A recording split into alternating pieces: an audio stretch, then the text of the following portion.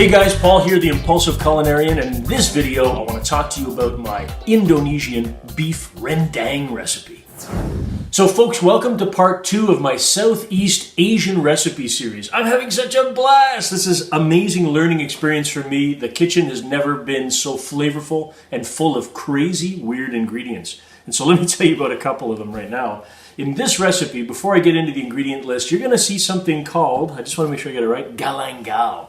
What? What is that? It looks like a bone. It's not. It's actually akin to ginger. It's very much the same kind of consistency. It's a little more fibrous and a little tougher. And what does it taste like? It tastes like ginger and radishes and horseradish had a baby. Like, that's what it is. It's not at all like the official taste of ginger, but it's in the same family, all right? This is really flavorful stuff, an excellent ingredient in this Indonesian recipe. So if you cannot find galangal, a lot of great Asian food markets around where we are in Montreal, and I found all of the stuff that I needed in one stop. And not like 20 feet away, there were 3 other markets, Filipino and all kinds of really interesting stuff. In the absence of that, if you just cannot find galangal, you can always double up the ginger or even add a radish in if you want to, and you'll probably achieve a very similar result. But to be authentic, go get some galangal. Next, you're going to see in this recipe there are a demand for a dozen of these Thai chilies. Look at these suckers. These are little powerful workhorses here. Very spicy stuff. And the good thing about this is that it's true to the Indonesian authentic recipe, but Thai chilies are hot. So what you can do, I've sliced one open. I don't know if you can see that, but there's some little seeds in there. And what you can do, that's where the heat in any pepper really lives. So you can scoop out the seeds and use the same number of, I prefer the red chilies to give it color, and that'll really reduce the heat. If you're still adverse to spicy foods, you can replace with like a jalapeno pepper, a big size green jalapeno, also with the seeds removed, because there's a lot less heat going on there. My little star pupil, my culinary cat. So that's a way to bring the heat down. Otherwise, if you want to get the authentic, you go for those Thai chilies, man. That is really good stuff. One other weirdo ingredient that I found, and then luckily I've never used these before, it's these kaffir lime leaves. That's one of kaffir lime leaves. Look how interesting that is, all right? There's like a double leaf on each stem. And these are, they're kind of like, they remind me of bay leaves, but not dried. But the flavor is not at all like a bay leaf. It does impart something very special to a broth. And if you can't find kaffir lime leaves, okay, then you can get yourself, basically you use the rind of a lime. That would basically do the trick in a pinch if, you're looking for standard ingredients. But to remain authentic, guys, go and find this. Next, all right, and I've got it soaking in a jar here so that I can keep it moist, is my lemongrass stalks. These are fantastic. Now, you don't eat these the way that they are. You chop off the end of the root, and you chop off the dry stems over here, and you're left with around 4 or 5 inches of lemongrass. You peel off the tough outer shell, and then you smash it. You literally smash it with a hammer or the back of a knife or something, and you put that in the stew broth that is going to be cooking the meat for 3 hours to make it nice and tender. And that lemongrass stalk imparts such an incredible flavor, unmistakable. Find lemongrass. There is no replacement for it. Okay? And if you can't find it, well, you know what? Your stew will still be delicious, or your beef rendang will still be delicious. But it's not the same without the lemongrass. Good excuse to go and find an amazing Asian market near you. Now, my experience, I've not very infrequently visited Asian markets. And now that I have a couple of times, I am hooked. I am so excited to go and explore these weird ingredients. Weird for me only because of my own culinary ignorance. I've never tried them. And now I'm learning. And it's, wow, it's a brand new flavor profile. Never been down that road before. Here are some more of the ingredients that you're going to need. All right, so let's split this out into 2 groups, guys. We're going to start with the spice ingredients. 12 Thai peppers, stems removed, and if you want to reduce the heat, you can always scoop out the seeds for a slightly milder dish. You need 5 garlic cloves, 4 shallots, which you're going to peel, 1.5 to 2 ounces of fresh galangal, which you're going to thinly slice, 2 ounces of fresh ginger, which you're going to peel, 2 tablespoons of melted coconut oil, and 1 tablespoon of cumin seeds. Now for the beef curry ingredients, 2 tablespoons of olive oil, 2 pounds of good quality chuck beef with a nice marbling of fat. You're going to cut those into rustic 2-inch chunks. 2 cups of unsweetened coconut milk. 1 cup of vegetable broth. 3 stalks of lemongrass, which you're going to peel, cut, and smash. 6 kaffir lime leaves, which you're going to chop. 1 cinnamon stick. 2 tablespoons of honey, and a half a tablespoon of salt. All right, we've gone through the tour of the weirdo Asian ingredients, and when you've tried them together, guys, they won't seem weird to you anymore. Let's go make some beef rendang.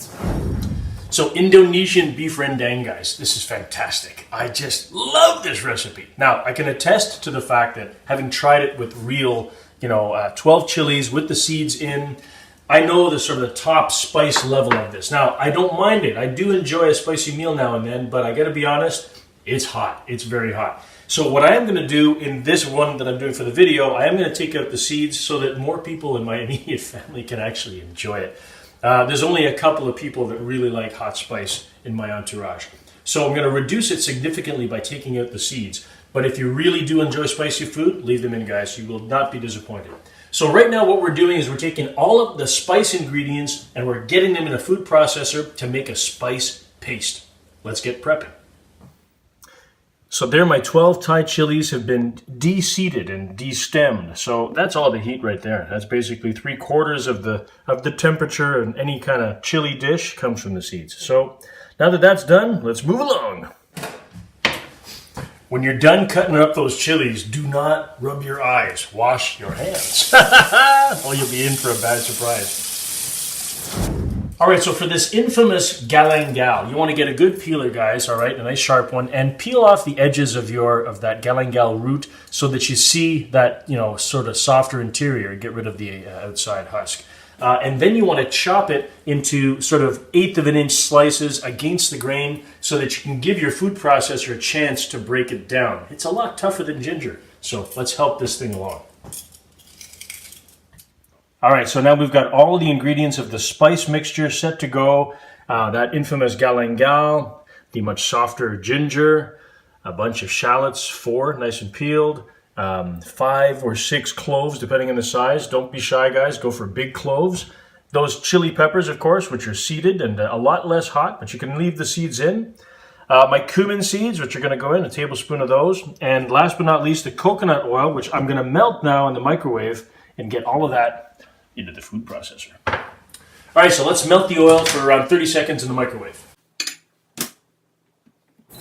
Okay, so let's take all of these spice mixture ingredients, guys, get them in the food processor, and let's blitz them up.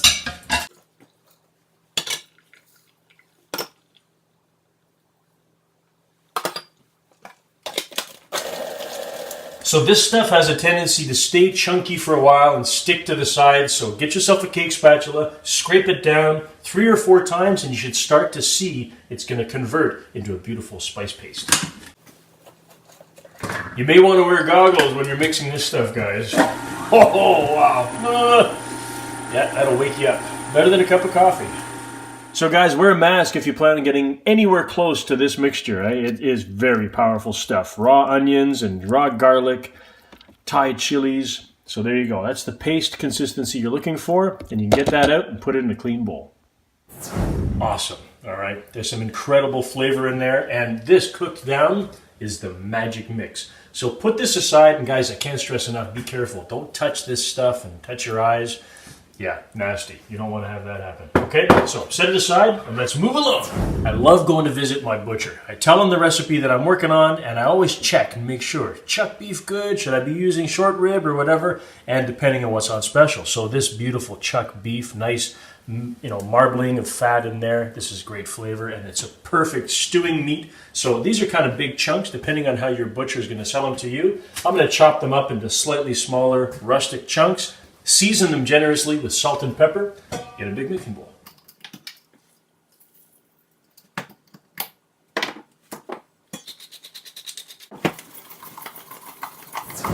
Okay, chuck beef is nicely seasoned. Now it's time to get out a big Dutch oven. All right, so let's get the Dutch oven over medium-high heat to get set for browning that beef. So guys, by the way, if you make your own broth like we do and it's frozen, now's a good time to start warming it up so it's ready to add to the pot. And we're waiting a couple of more minutes while that Dutch oven heats up. It's a good time to get our lemongrass ready to go.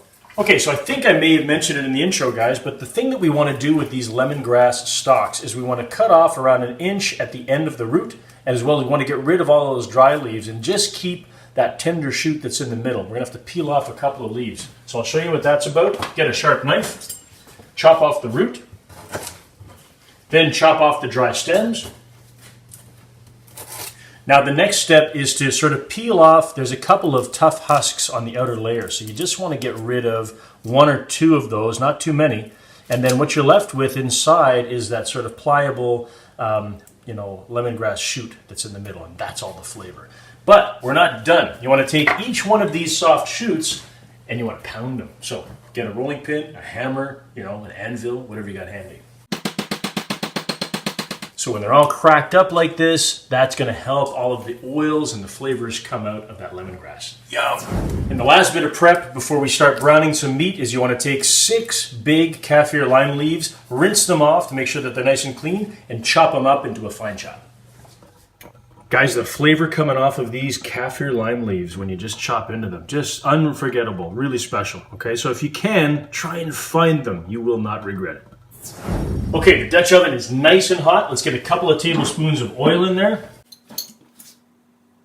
And brown this beef in small batches. You don't want the pieces touching each other, and brown them on each side around 30 seconds to 45 seconds per side should do the trick. So it's important, guys, to make sure those beef cubes do not touch each other and that there's enough oil in the bottom of the pan. So if you find it's getting a little dry, add another tablespoon of oil as needed. All right, so once you're done browning your beef, guys, you remove the Dutch oven from the heat just for a minute to let it cool down and set your heat down to medium in preparation for putting everything back and cooking that spice mixture. Okay, so once that Dutch oven is cooled just a little tiny bit, you want to get another tablespoon of oil back into the pan and put it over your medium heat. And then we want to cook that spice mixture in the Dutch oven. Get it in. So you want to keep stirring this as it's cooking for around 2 to 3 minutes, and slowly it's going to deglaze all of the good flavor that's in the bottom of your pan. So don't stop stirring. 3 minutes to go. And try not to keep your face over the pan because those hot chilies and all of the garlic and onions, it's very powerful stuff. So just try and avoid the fumes. Okay, you've been stirring frantically for 3 minutes and the moisture is disappearing from your spice mixture and it's getting harder and harder to keep from sticking. And all of that flavor has come out from the bottom of the pan. So to save you, add some coconut milk, 2 cups. Next, you want to add in 1 cup of your warmed vegetable broth. So you want to stir together that cooked spice mixture with your liquids, meaning your coconut milk and vegetable broth, just to make sure that it's nicely combined. And once it is, you want to add your browned beef, as well as all of the juice and drippings that have accumulated in the bottom of the bowl. In goes the beef. All right, so to that beef stew mixture, you want to add your smashed lemongrass stalks, as well as your chopped up kaffir lime leaves, and 1 cinnamon stick. Get it in. Then 2 tablespoons of organic honey,